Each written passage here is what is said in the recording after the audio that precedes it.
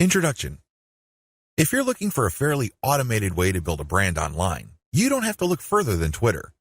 In fact, for the longest time, a lot of marketers and marketing companies have long considered Twitter as a great place for brand formation. If you're looking for an online brand, Twitter is a great place to start. It's easy to see why. Twitter is so easy to use. You just need to post a tweet that is 140 characters. You need to do it long enough. You have to pick the right hashtags. You have to pick the right content, and given enough focus and attention to detail, you will get it right. It's just a matter of time. Of course, this does not mean automatic success, but with everything else being equal, Twitter compared to other social media platforms is definitely easier to master. Why? First of all, it is very friendly to automation. That's right, you can automate pretty much everything you do on Twitter. This is why a lot of people use it to make money from the internet on autopilot. They don't have to babysit each tweet. They don't have to sit around to figure out what's going on. They can pretty much set a strategy, let software do it, let the process run for some time, double-check their work, make some adjustments here and there, and then let it run. Basically, they keep repeating this process until they get it right. Again, you can run things on autopilot. With that said, you shouldn't expect much traffic if you just started on this platform. I hate to break it to you, but just like with anything else in life, you can't start out at the top. You can't expect massive success without having put in the time. While the actual work involved in Twitter can be so well managed that it almost feels like everything is automated, it still requires work. I know this is going to discourage a lot of people because a lot of people are looking for get-rich-quick schemes. A lot of people are looking for some sort of one-size-fits-all, cookie-cutter, instant success formula. Unfortunately, Twitter doesn't work that way. It can deliver success pretty much on an automated basis, but you have to pay your dues to get there. Everybody is different. Everybody's situation is different. Everybody's goals are different. This is why you need to put in the time. The good news is if you are able to do that, you will be greatly rewarded by this platform because of certain key features of this system. What is so great about this platform is that it has fairly easy mechanics. It really does. When people use Twitter for the first time, they just tweet away. They just think of things to say, and in 140 characters, they tweet away. Sooner or later, they realize that they would reach a much wider range of people if they use hashtags. Even later, they figure out that people who tweet about certain topics all the time are more likely to send them more visitors or more interested followers if they engage with them. In other words, Twitter is one of those platforms that you just have to figure out in broad terms to lay out an initial strategy. Implement that strategy, and then learn from your results. Conclusion. Twitter marketing success is not as hard as you think. Seriously, there are lots of people who are in their teens who make millions of dollars every year on Twitter. There are lots of companies located all over the world that find clients from Twitter. There are many home-based entrepreneurs such as yourself or digital marketers who make quite a comfortable living promoting online stores on Twitter. What accounts for these individuals' success? It is actually quite simple. They chose to be systematic and methodical. You have to have a system. You can't just do things by the seat of your pants. You can't just do things based on gut feeling. You have to have a way of proceeding because such systems teach you what to look for, how to respond when you find certain facts, and how to optimize your system. You have to be methodical. This means that you cannot put the cart before the horse. You have to follow the proper sequence. You have to look at the right signals. These two factors, system and meticulousness, flow together. It takes quite a bit of time to master this, but eventually you will get it if you put in the time. You have to pay your dues. Nobody will do it for you. I wish you nothing but the greatest Twitter marketing success. Do these first before you start marketing on Twitter. Before you even seriously think of starting on Twitter, do these first. If you set up a website, you should have been doing these already. Just in case you are unclear on the concept or just in case you did things out of order, here are the things that you should do before you even think of marketing on Twitter. Pick your niche. It's really important to understand that if you want to be successful on the internet, you must have a laser focus on how you're going to make money. A lot of people are clueless regarding this. In fact, a lot of them think that they just need to buy a system that somebody else has built and they will make money. What they're really saying to themselves is they're too lazy to think through their online business. That's always a dangerous proposition because when you let another person do your thinking for you, you're going to have to deal with the consequences. You have to understand that when people build systems for others, they're usually trying to cut corners. They're trying to make the most amount of money with the least amount of effort. Do you think they have your best interest in mind with that attitude? Of course not. This is why it's a bad idea to let somebody else pick your business for you. You have to do it yourself. You have to know what you're doing. You have to know who you're going to be marketing to, what exactly you're going to be pushing, and how you're actually going to be making money on the internet. You can't just buy some sort of business in a box and expect everything to work out smoothly. That happy ending that you may have been dreaming of may be a very distant and even impossible dream. Why? You just didn't step up. You have to do all of this yourself. The most important is to pick a niche.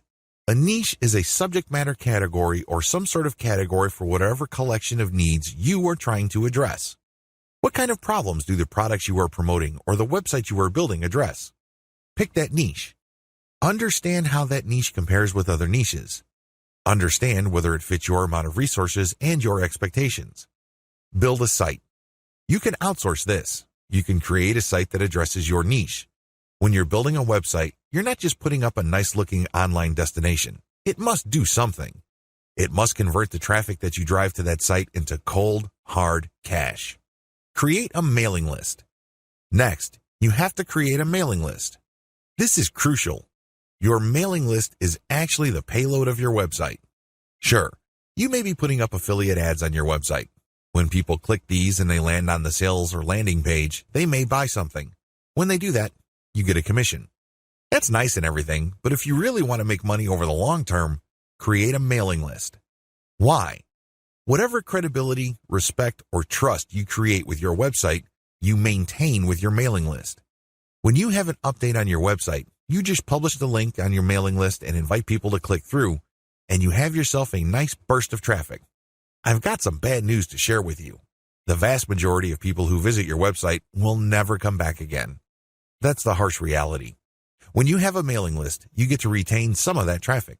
You only need to set an update, and you get a nice little surge of traffic because people saw your email and clicked on your link. This enables you to retain some of the value of the hard work and time you put into branding and promoting your website. To create a mailing list, you have to offer a premium. It's some sort of freebie. It's some sort of incentive for people to join your mailing list. Of course, you make this case on your squeeze page. You advertise the value of the freebie you're giving on a page called a squeeze page. This is where people enter their email addresses to subscribe to your mailing list. Please understand that there is a big danger here. This is a warning. Don't go overboard in promoting the freebie because if you do that, people will sign up for the free booklet, the free course, or the free book. They couldn't care less about the updates your mailing list will send them. In fact, if you push the freebie too hard, they might even think that the updates you send are some form of spam because you caught them by surprise. Do you see how this works? There has to be a healthy balance between getting people pumped up to join your mailing list because they're getting something for doing it, but also letting them know that they are getting a better value by being on your list just because you will be sending them information that would enable them to solve all sorts of problems in their lives that are related to your niche. Do you see how this works? Do you see the balance? Create an ebook or report or some sort of high-value giveaway. When you create a mailing list, there has to be some sort of incentive for people to sign up to your list. I wish it were as easy as saying that your website is so awesome that your visitors owe it to themselves to sign up to your list. I'm telling you that if this is your strategy, you're probably going to get very few list members. Why? People need a push. They may be impressed by your website, they may like what you're doing, but this may not be enough to get them off the fence. To many people, entering an email address into a field is a lot of effort. You have to give them some sort of valuable incentive for them to sign up for your list. Generally, I would use some of my popular blog posts, or I would come up with a distilled version or a cheat sheet version. Usually this works. Other times, I would use some sort of massive compilation of resources that are an answer to people's problems. Whatever the case may be, the value of the incentive must be obvious. They don't have to be Sherlock Holmes to figure out the value of what you're giving away. Again, to reiterate, the value must not be so big and steal so much of the spotlight that people forget that they're signing up for a mailing list. It must share equal billing with the list. You have to promote the freebie in such a way that it is still clear to the person registering to your mailing list that they are signing up for a mailing list. Find top-notch content in your niche. Once you've set up a website and a mailing list, the next step on your journey to marketing your website and mailing list on Twitter is content. It's easy to get tempted and think that you're some sort of niche genius. You get all excited about a hot idea or a hot blog post topic, so you write a blog article. You put in the time, effort, and energy to do that, but what happens? 9 times out of 10, that content doesn't work. For whatever reason, people do not seek it out. You don't get traffic with it. You're not alone when this happens. The idea of build it and they will come is a dead end. Thankfully, there's a shortcut. Focus on content in your niche that already works. Look at the social media accounts of influential people or companies in your niche. Look at the content they're sharing. Pay attention to how many social signals they get. Do they get a lot of retweets, likes, favorites? Do they get shared a lot on Facebook? Using this objective social signal information, select their best content and reverse engineer it. Reverse engineering top-shelf niche content. Now that you have a clear understanding of what's hot and what's not in your niche, the next step is to reverse engineer your competitors' best content. How do you do this? First of all, you just focus on their topic. If they're talking about a certain personality in your niche, then talk about that person, because obviously the fact that they're getting all this attention from your niche audience means people are truly interested in that personality. However, don't stop there. Come up with something new. Maybe interview that person directly, or maybe take some sort of controversial angle. Maybe you can give more complete information. Whatever the case may be, come up with content that is obviously superior. This is what's going to make your tweets more popular. This is what will speed your branding efforts up. I'm sorry, but if you're just going to offer the same content that everybody in your niche is already offering, there's really no reason the people you're reaching out to should follow you. Think about it. If they think that you're giving them the same stuff as other sites, why go to you? They can easily have gone to those other sites. Draw their attention based on familiar themes. Keep their attention by doing something a bit different. It doesn't have to be much. You don't have to be a hero. You don't have to go overboard. But it has to be different enough. Unfortunately, this is one of those things that you will have to figure out firsthand. You would have to do it through trial and error. You have to learn through trial and error. Set up consistent social media accounts. Now that you have followed the steps above, you can now start setting up your social media accounts. For starters, you should focus on YouTube, Google+, Facebook groups, Facebook pages, Twitter, and maybe Pinterest. Start with these. Later on, you can branch out to other social media platforms like Quora, Instagram, and others. Your social media accounts must be consistent with each other. Your headers must have the same design. Your biography and other text must have similar elements. The key here is to project consistency. Consistency indicates professionalism. You're not just some random person working out of your mom's garage putting up one random website after the other. It can also help you solidify your brand. If you make a good impression on Facebook groups and people click through to your Twitter account and they see similar messaging, they can see that you are consistent, constant, and offer different types of content. This would help them become more comfortable with your brand. This would help them view your brand as more credible. Commit to specialized content on your social media account. Here's the big danger with having many social media accounts. It's very easy to see that a lot of companies put up a presence on many different platforms. That's great and everything because you have many ways of getting new traffic. The problem is they post the same content across the board. This is a problem. When people approach your brand on Twitter, they're looking for content that is slightly different from the content they would expect on Facebook groups, your Facebook fan page, and definitely your YouTube channel. You have to be aware of these different expectations and give them what they're looking for. Oftentimes, this is as simple as the form of content you offer. Obviously, when you're on YouTube, it would suck if you just offer blank videos of somebody reading your articles. That's not going to work. At least bother to use slideshows with the article. Preferably, you should have some sort of video spokesperson who speaks directly to the people during the video. Each platform's content must maximize the format requirements of that specific platform. Get ready to go manual or full auto. At this stage, you have set up your Twitter account. It is brand consistent. You already have lined up the best content you have researched from your competitors. This content has a lot of likes, shares, comments, and other signs of engagement. This is third-party content produced by others. When people click the link, they go to somebody else's website. They do not go to your site. Why in the world would you share this stuff? What's the point of driving traffic to somebody else's website? Well, it really boils down to credibility. If you make it your job to get all the very best content involving your niche and sharing it from one central place, you become credible and authoritative so much faster than if you just publish your own content. First of all, it's going to take a lot of time to reverse engineer the very best content and come up with your own version. It can also become very expensive. Time, after all, is money. Even if you're not paying a professional writer from places like ozkey.org, who charge very reasonable rates, coming up with original content can still be a very expensive proposition for you. Why? It will take a lot of your own time to come up with that content. You probably have better things to do. You probably have other things you could be doing that would currently pay you more money. Third-party content is a lifesaver. This is called curation. You take the best content that everybody else has to offer and then you share it through your social media accounts. Here's the secret though. You share that content to draw people based on their interests. For example, if I find top-notch content on content marketing and I have a Twitter account that sells content marketing services, it would make a lot of sense for me to put all that high-quality and highly popular material in my Twitter feed, but from time to time, I would share my own original content. My original content would build credibility for me based on what I raise in the content. I control the conversation using those posts. After I get enough of a natural following, I would then share more and more of my own content and then share posts that only feature my squeeze page sign-up link. By doing this, I kill two birds with one stone. I share curated content to build credibility among a niche audience. These are people searching for certain specific content using very targeted hashtags. I pair very targeted niche hashtags with all my content. I rotate them.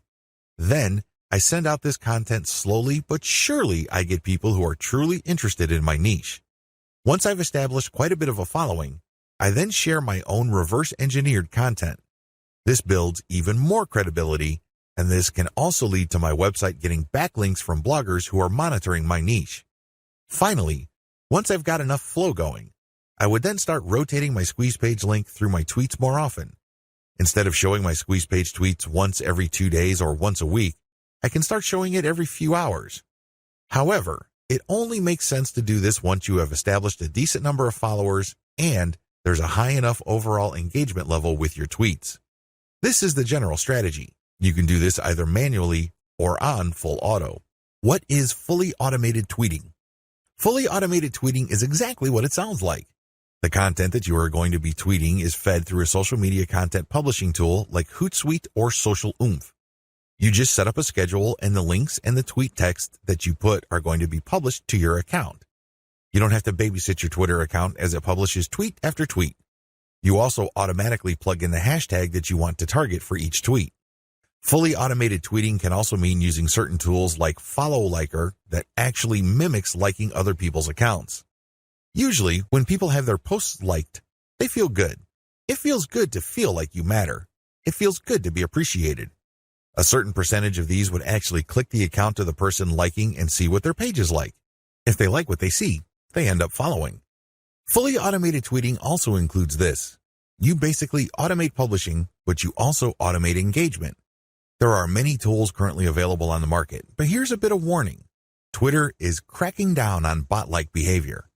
While few people will have problems with automating publishing, most people would view automating liking or automated favoriting or listing with more suspicion. I'm just giving you a heads up because these bots may sooner or later be banned by Twitter. What is purely manual tweeting? You can go the other extreme. The other extreme, of course, is to do everything purely by hand. Not only do you find the very best content by hand, you filter them manually, you post everything manually, you also engage manually. The great thing about this is that you have maximum control. The bad thing about this is you need to have iron discipline to pull this off. What if the vast majority of your actual link clickers live in a different time zone? This is going to be a problem. You're going to have to get up early or stay up late to tweet within the hours your actual followers are most active. This can get downright inconvenient. Also, Engaging tons of niche accounts on Twitter can burn up a lot of time. You also have to process a lot of information in a short period of time. Unless you have an IQ over 150, it's just going to be a little heavy because that's a lot of content to read through and analyze. Go for a hybrid solution. There's a lot to recommend a purely manual tweeting approach. You get a lot of control. You get a laser-like focus on account selection. You get to truly fine-tune your message. However, it takes too much time and effort. Thankfully, there is a halfway solution. This hybrid solution is pretty straightforward. You can use tools to post on your Twitter feed, but engagement is done manually. That's pretty much how it boils down. You still have to find niche-related content that's already gone viral. There's no getting around this. You still have to do this. Thankfully, there is a cheaper way to do this.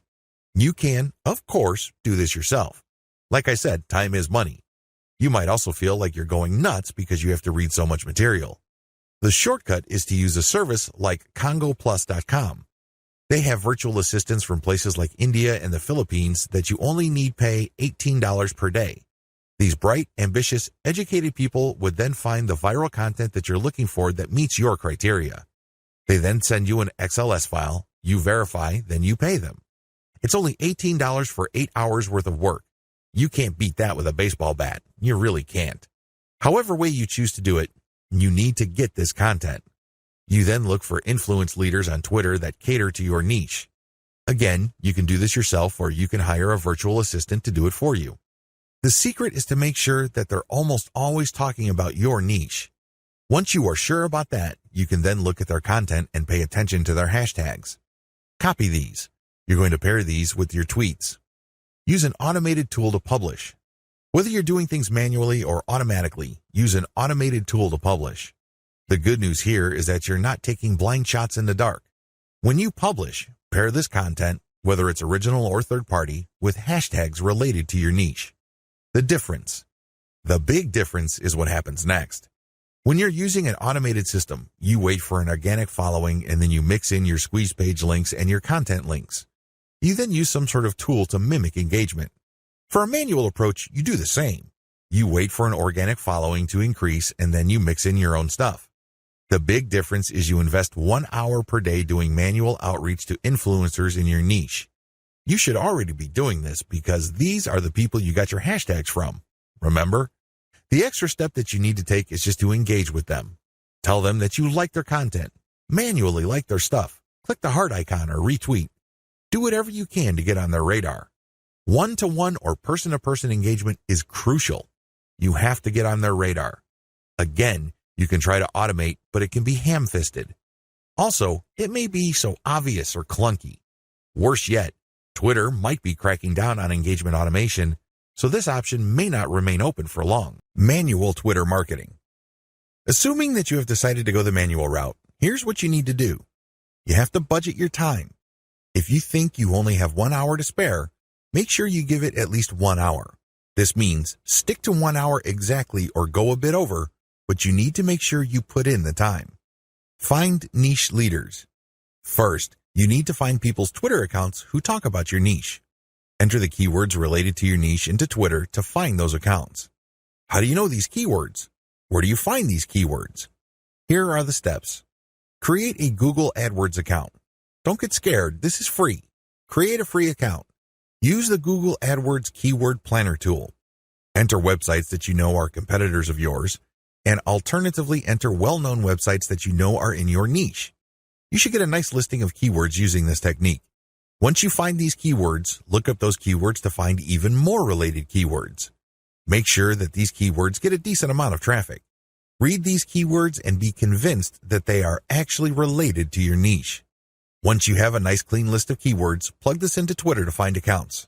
There's a shortcut to this. You can use Congo Plus's $18 per day virtual assistants to do this for you. For only $18, you get a person's full 8-hour day of labor. This person can use Google AdWords for you, find the right keywords, filter the keywords, go through Twitter, find the accounts, get the hashtags, and follow those accounts. Follow real niche-specific accounts. Once you've done the above steps, you should be able to identify the accounts of people in your niche on Twitter. This is where you need to make a judgment call. You need to look at enough of their tweets to see if this person truly cares about your niche. Is this person really a niche expert, or does this person tweet about your niche from time to time? These are two totally different things. Follow real niche leaders. What are the benefits of manual Twitter marketing? When you identify and engage with niche leaders on Twitter, you get the following benefit. First of all, you get niche-specific hashtags. Second, you get a chance to get on the radar with people who are really experts or authorities in your niche. These people can open a lot of digital doors for your business. They can retweet your actual content. This can lead to niche-specific audience members visiting your website. They can interview you and possibly link to your website. You can interview them and establish some sort of professional friendship. You can get invited to conventions or symposiums or workshops. These can be tremendous networking opportunities. There are just so many ways you can benefit when you reach out to people who are already established authorities in your niche. Don't be antisocial.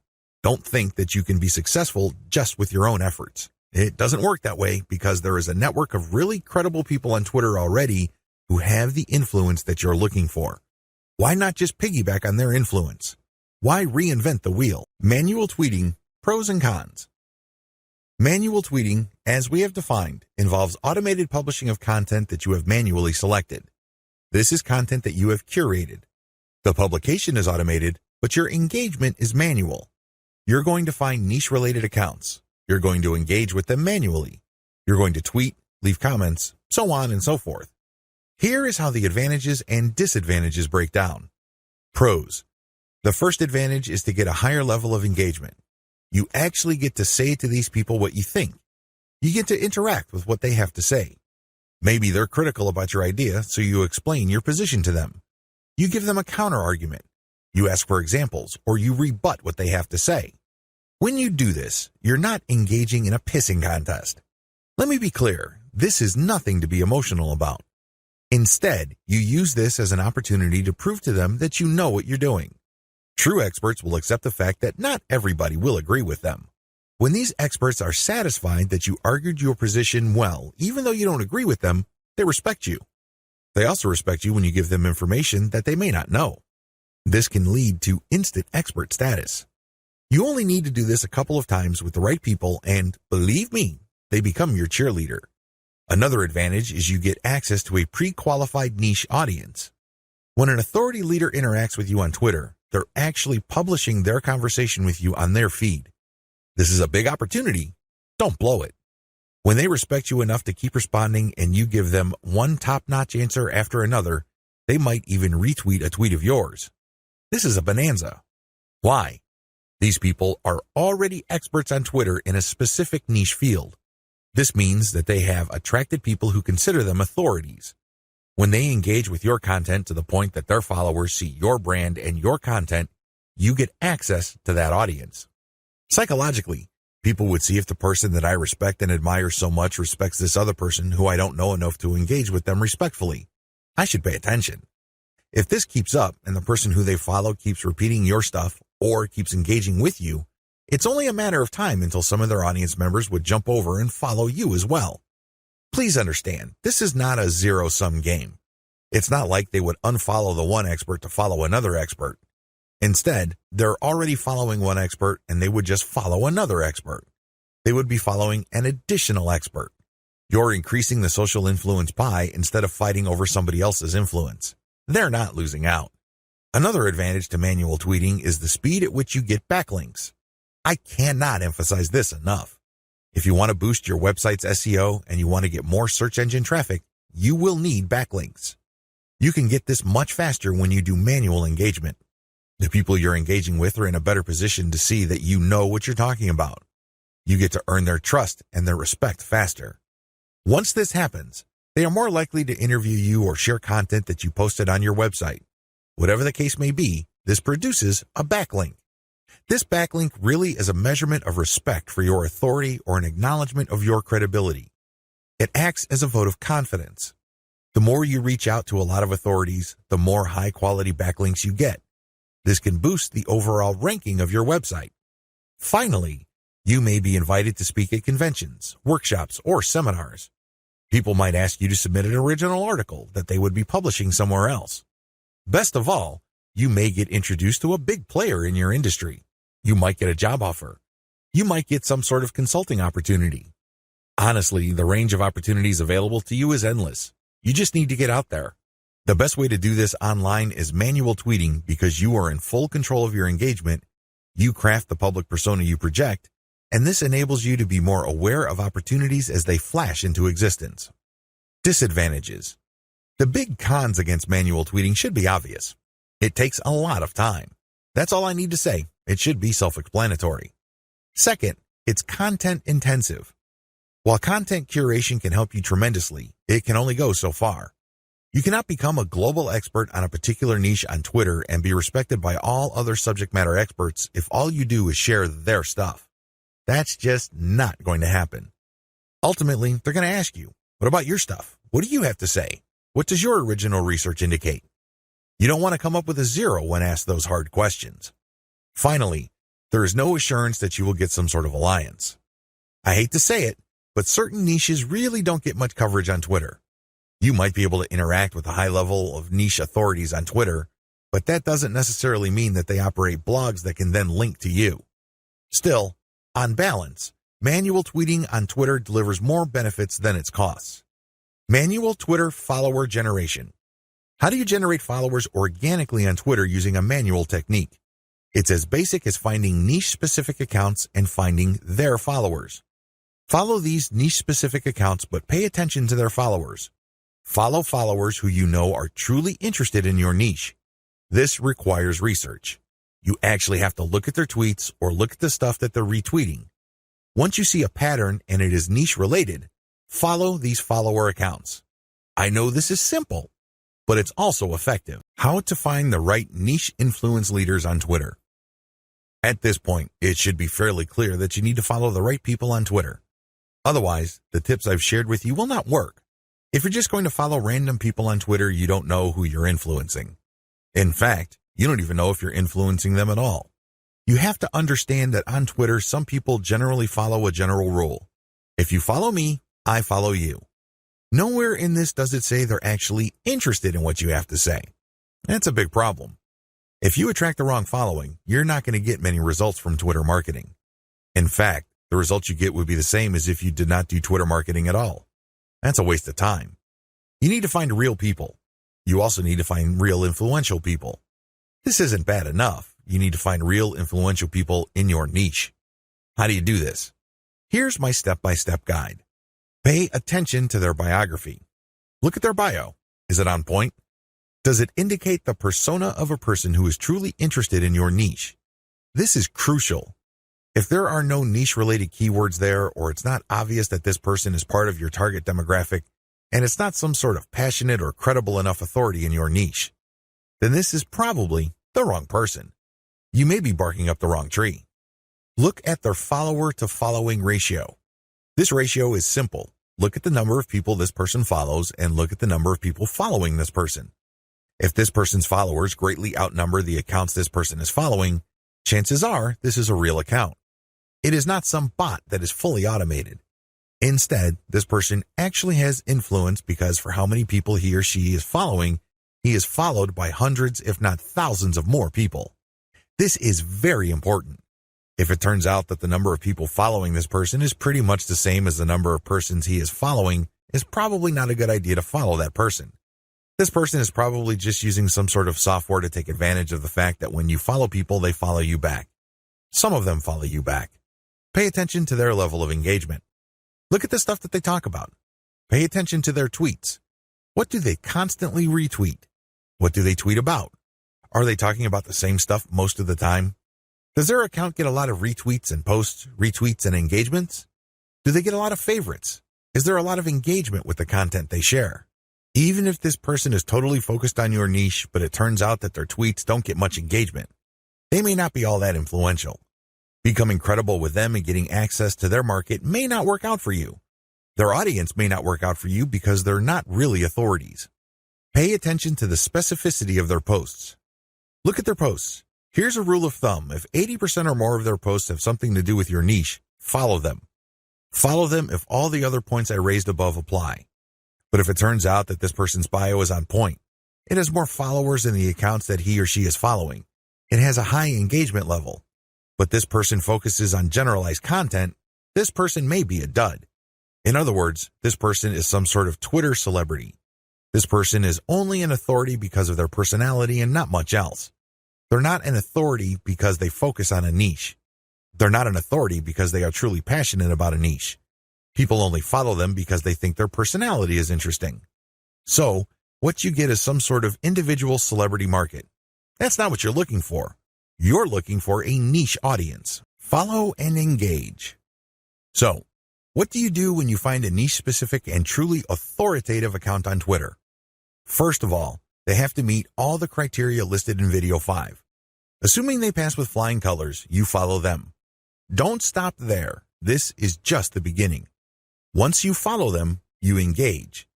Now, a lot of people have all sorts of misconceptions regarding what engagement means. Some people think that if they just click the heart button that they are engaging. They think that if they retweet that they are engaging. No, it goes beyond that. You actually have to engage in a one-to-one conversation with the person tweeting. You click the reply button. I'm not talking about the direct message button. I'm talking about the reply button. Here's where it gets a little tricky.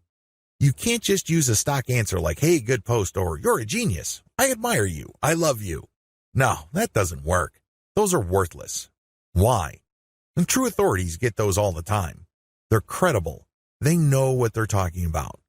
So they get a lot of, hey, good post. You're a smart guy. You're a genius. So what? They get those all the time. You're not going to stand out. Remember, the whole point of engagement is to get on their radar. You want them to notice you. This is all but impossible if you're doing the exact same thing everybody else is doing.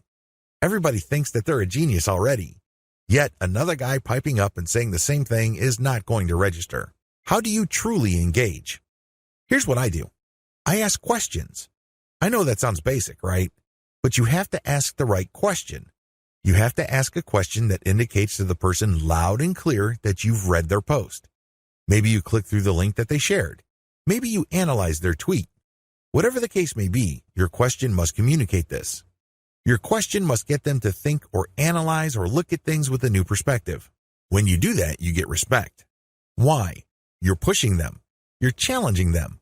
You're not just asking a throwaway question that they already know the answer to. You're not asking something that they've answered 100 times before.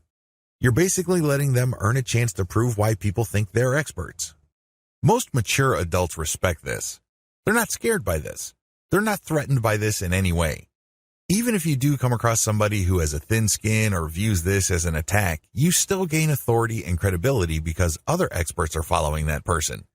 When they see that engagement, they quickly see that you actually have a working brain. Imagine that. You're not just a blind follower. You're not just another face in the crowd. This makes you stand out, even if the expert that you are asking questions to reacts in a negative way. It's on them. It's not on you because you're just asking a question. Of course, you have to ask in a respectful way. You cannot use loaded questions like, when did you stop beating your wife? Or how was it the first time you got hooked on drugs? You see where I'm coming from? Don't ask those types of questions. Discuss controversial points. Another way to get on people's radars is to focus on controversy. Now, please, don't mistake this for being a troll. I'm not saying that you're going to create artificial controversies. I'm not talking about stoking divisive issues. I'm not talking about any of that. You see, in any kind of subject, there will always be two sides. This applies to niche subjects as well. There's always the conventional wisdom, and then there is everything else. What if there are techniques or approaches or strategies that would get better results? For some reason or other, these are just not talked about. For some reason or other, these are kept under the rug. When you discuss these or raise these with experts, this highlights that you, yourself, are an expert. After all, if you fully explain these or fully describe these accurately, you are basically lecturing in an underhanded way people who are reading your tweets. You're letting them know of something that they may not have heard about. You are hinting at a body of knowledge that either they're trying to run away from or they may have an unclear understanding of. The fact that you tease this information communicates to them in a clear way that you are some sort of expert. Let's put it this way. You stand out from the crowd, and you're not just this random person saying, hey, good post, or you're a genius, or what do you think about this topic which has been raised millions of times before? Whatever you do, focus on real engagement. This is the bottom line. Real engagement means real person-to-person contact. This means picking somebody's brain. This means sharing information on a real profound personal level. This may not be always comfortable. It definitely is not always convenient, but it's absolutely necessary. You have to reach out. You have to engage. You have to communicate. You have to get the point across. This doesn't mean that you have to always be 100% in agreement. However, it means that you do have to always be 100% respectful. I know this is hard to do if the person you are engaging would feel threatened or get soft on you in the worst way. It's very tempting to fight back. It's very tempting to push back. Fight fire with fire, right? Well, here's the thing. If they act in a very unprofessional way and you keep your cool, who wins? Your brand wins. People start seeing you as an authority. People start seeing you as an alternative. This is how you get on the radar. Either things work smoothly and they agree with you and will love to help you, or things don't work out. When things don't work out, you can still win. How? Through your professionalism. You just have to control your emotions. Twitter is notorious for flame wars, troll attacks, and all sorts of hassles. But if you're able to keep your head together and focus on what you're trying to accomplish, things will work out for the best. What happens when you reach high engagement levels? A lot of people who are getting on Twitter measure their success based on three things. One, according to one school, you measure your success based on how much raw traffic you can pull from Twitter. Ultimately, this is the right answer because, at the end of the day, you need traffic to get conversions. There's no way around this fact. You can talk a big game about branding. You can talk a good game about becoming an authority. This is all well and good, but until and unless they translate to real traffic, you're not going to make money. You have to get real visitors to make money on the internet. But using this metric as your sole metric is going to be a problem. Why? Normally, you have to build a very high level of engagement and high level of authority for you to get a sizable volume of direct traffic from Twitter. The good news is that the traffic that you do tend to get would be qualified traffic. These are people who are not curiosity seekers. These are people who have nothing else better to do than to click random links. These are usually people who are interested in whatever it is you are saying, and by extension, whatever it is you are promoting. Another way to measure success on Twitter is the number of retweets you get. Again, this is good because it ultimately leads to traffic. However, in itself, it doesn't really lead to much. The same applies to people clicking the heart button that they like your stuff. They favorite your stuff. That is all good. It definitely is a great boost to the ego. But until it translates to traffic, it's really not worth much. Here's my answer. The obvious answer, of course, is traffic. But before we get to traffic, focus on engagement level. Try to get your engagement levels up. This means people are paying attention. This means people view you as an actual credible and authoritative expert. This means influence. If you have high engagement levels, a lot of things open up for you. These are tremendous opportunities that can take your business to the next level. First, you can pitch influential Twitter accounts for guest posts. If you get a lot of engagement from their accounts and then they're constantly retweeting you and constantly clicking the heart icon, and it means that they become your fans, this is an indication that there is an actual organic community that grew up around your content. This is a good thing, but just by itself, it doesn't really mean much. You have to convert it. You have to transform it into a usable form in one of the most useful forms of this. Usual payouts of this level of influence with influencers are to pitch them for guest posts. Now, of course, this means that they have to have a blog that's credible and has great SEO value in their niche. But assuming that's true, pitch them for guest posts. Don't be shy. It doesn't hurt to ask if they say no the first time. Continue to engage with them. Be a buddy. Challenge them. Test them. Earn their respect some more, and then pitch them again. Keep pitching until you get that guest post. Because sometimes you have to knock many times before the door opens. That's just the way things are. Keep pitching because for every single guest post you get, you may get a nice boost in Google search results. You probably don't need me to explain to you why that's a good thing. Ask for interviews. There are many influential people on Twitter that are either top dogs in organizations in your niche or they know people. Either way, when you get interviewed for a variety of reasons, you have arrived in your niche. Let's put it this way. They're not going to interview worthless people. They're not going to interview people who have no credibility. Why? Well, they respect their own credibility.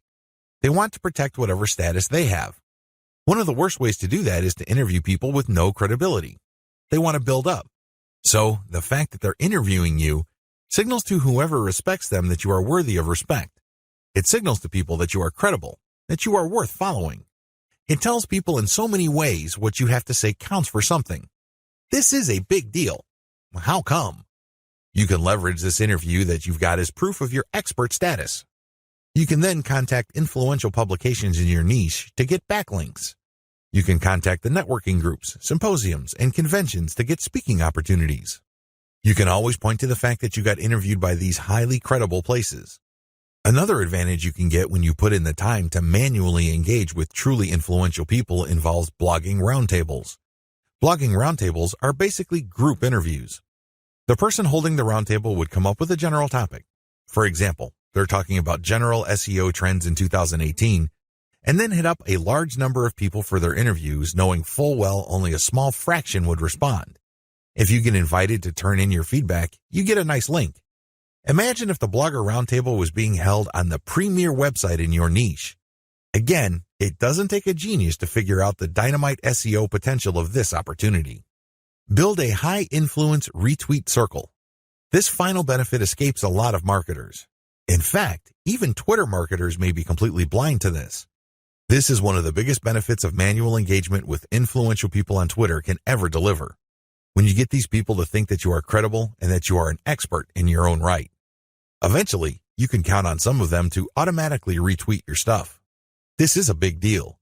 Well, when you share your own content, or better yet, when you share your squeeze page direct link, you want truly interested people to click through. You want people who understand what your content is about to click through and possibly convert. In other words, you want highly qualified traffic. If your brand becomes so trusted and so credible in your niche among other Twitter users, you cultivate such a following. You only need to produce content and automatically you know they would retweet you. You can almost bet that a certain percentage of your followers would retweet. This can then lead to your content being seen by more of their followers, which can lead to highly qualified direct traffic. Don't neglect this benefit. Unfortunately, a lot of people do because this benefit grows very slowly. It also starts at a very low level. But of all the benefits, this is probably the most potent. Unfortunately, it also takes the most time, effort, and attention to detail. However, if you properly cultivate this, the direct traffic benefits and conversions you would get from being a part of a retweet circle will outweigh and will pay for all your costs. You can take this to the bank. Always optimize your content. It's really important to make sure that you identify your best performing content. This is not easy to do with Twitter. You basically have to pay attention to your website statistics and figure out which content update gets the most love from your followers. Once you have identified your best performing content, don't stop there. Don't just think that you're just going to have to come up with the exact same content. That's not going to cut it. Also, don't think that you only need to give your system a few days for you to identify your winning content. Here's the system that I use. Regardless of whether you are completely automating your system or you're manually doing engagements, you need to do the following as far as content optimization goes on Twitter. Step 1. Start with randomly selected content. Now, please understand that this content must be top content. Look at the reverse engineering section that I mentioned earlier in this training. You should know how to spot objectively good content. Once you're able to do that, create a massive list of all that type of content and then randomly select this content and publish it on your Twitter feed. Again, you can use Hootsuite or Social Oomph or some other content scheduling software. Let this piece of content run until a few weeks pass. Step 2. Review your results. If you give the system enough time to tweet and keep republishing stuff that you have tweeted before, certain patterns should emerge. With enough time, you will get rid of false positives. These are content types or themes that you think are winners. It turns out that they're statistical flukes. Their success, statistically speaking, is just coincidental. With a few weeks, however, of running time, you should get a clear understanding of which of your content are real winners. Step 3. Focus on what works.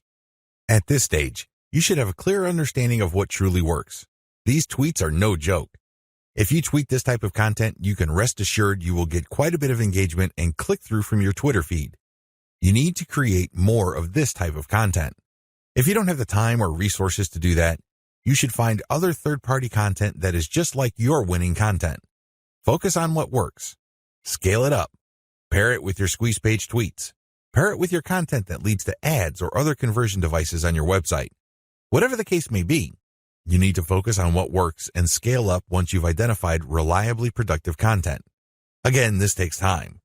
This is not something that you identify overnight. You have to let the patterns play out. You need to let the statistical flow of your traffic even out over a long enough period of time. If you do this right, you will be able to shift your Twitter feed towards content that has a predictable level of engagement. This paves the way for the success of your Twitter campaign. Cross-feed your content among platforms. If you notice that you have winning content on Twitter, don't just leave it at Twitter. There's a good chance that people on other platforms would appreciate that same content. Take that content and share it on Pinterest or Instagram. If you are sharing third-party videos and they do really well on Twitter, share them on your YouTube channel. Whatever the case may be, cross-feed or cross-pollinate your content among different social media platforms. There's a lot to choose from. There's Pinterest, Instagram, YouTube, Facebook, Reddit, and Quora, among many others. Mix and match. Pick your very best content. Try along different platforms and identify what works. Once you identify that a particular type of content that you tweet also does well on another platform, publish more of that stuff. Scale it up. Leverage the power of questions. One of the best ways to publish content on Twitter is to ask questions. It's really that simple. You ask a question and then you post a link and then some hashtags. The great thing about this question-based tweeting is you get to engage the reader. You focus on a specific point that they may be interested in. If they are, you're more likely to get the click. This is definitely more engaging because you start with a specific need that they have. You're not just wasting people's time by saying, hey, this might be interesting. Who cares? There's tons of interesting stuff on Twitter. People simply do not have the time to consume all that information. One of the best descriptions I have read about Twitter is that it's like drinking from a fire hydrant. There's just so much information to process in a very short period of time. This is why most people who consume a lot of social media content don't bother to read. They really don't. They don't have that luxury. Instead, they scan by tweeting in the form of questions followed up by a link and some hashtags. You take advantage of this fact people only need to see the right question and then you have yourself a click. It fits how people think about and process information on Twitter. Interestingly enough, a lot of marketing professionals are saying that this also creates some sort of SEO signal. This is a big deal because it can give you a search engine optimization benefit. Now please understand that this benefit is very marginal. In fact, spokespeople for Google have spoken up on this issue. For the most part, they said this type of social signal isn't really factored in by Google. However, a lot of professional search engine optimization consultants say that there is an indirect or circumstantial benefit. Whatever the truth may be, we could all agree that if there is a signal that is being factored in by Google, it's going to be a very weak factor. Still, it is a factor. So you raise the question-based format. Use your questions for Quora. Not only do you get to engage your Twitter followers more directly by using questions, you can recycle this resource by posting it on Quora. You're killing two birds with one stone. You are posing a question on Twitter, and then it's copying and pasting that question and posting it on Quora and then posting an answer, or you can look for a similar question that already exists on Quora and answer with basically the link that you are promoting through Twitter. You save on time. You definitely save on effort. Twitter marketing best practices. The first 9 videos of this training step you through the process of Twitter marketing. Whether you're going the fully automated route or you're doing things by hand, you have to use certain best practices. Otherwise, it's too easy for your Twitter marketing campaign to simply fall apart. The vast majority of people who try their hand at Twitter marketing simply do not succeed. It's not because these people are dumb. It's not because these people are hopeless in terms of execution. They just did not have a plan. They also did not follow certain best practices that would have increased their chances of success. Here are just some best practices that I've learned marketing successfully on Twitter for several years. Element by element optimization. When you're optimizing content on Twitter, it's a good idea to focus on one element at a time. What is an element? Well, it's just part of a tweet. It could be the question. It could be the link. It could be the hashtag. When you're optimizing for the highest amount of engagement and click-through, you have to change your tweet section by section. You can't just change them dramatically overnight because even if you do get some sort of improvement, you don't know which part accounts for that improvement. You're completely in the dark. On the other hand, if you optimize element by element, You can clearly identify which part you changed and reasonably conclude that this accounts for the improvement. Once you're no longer getting a nice improvement or you peaked with a particular element, then you switch to the next element. With Twitter, this is pretty straightforward. You play around with many different question variations until you get one that gets clicked a lot. Next, you swap out different hashtags until you get something that gets clicked a lot. It seems pretty simple, but it's something that takes place over an extended period of time. It's not something that happens overnight. You just have to pay attention to the trend. That's traffic statistics so you can make the necessary adjustments. Tweet timing optimization.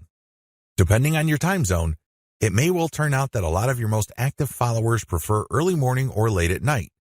Pay attention to your statistics.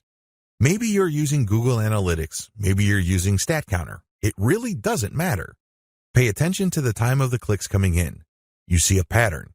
If you do, use your tweet scheduling software to mirror the most active times or the most popular time frame of your content. This is the time range where most people click on your links on Twitter. Make your decisions based on statistics. A lot of brilliant online marketers fail in the Twitter marketing game because they go with their gut. They tell me, I just know it feels right. Alternatively, they tell me that their gut is telling them something. 9 times out of 10, these people fail. Again, they're not dumb. They're not stupid. Instead, they base their decision on feelings. Unfortunately, in this game, feelings can only take you so far. In fact, hunches often lead to dead ends. If you're going to be making a decision involving your content, your conversion pages, your mailing list, or whatnot, pay attention to statistics. Make sure you can justify whatever changes you make with hard numbers.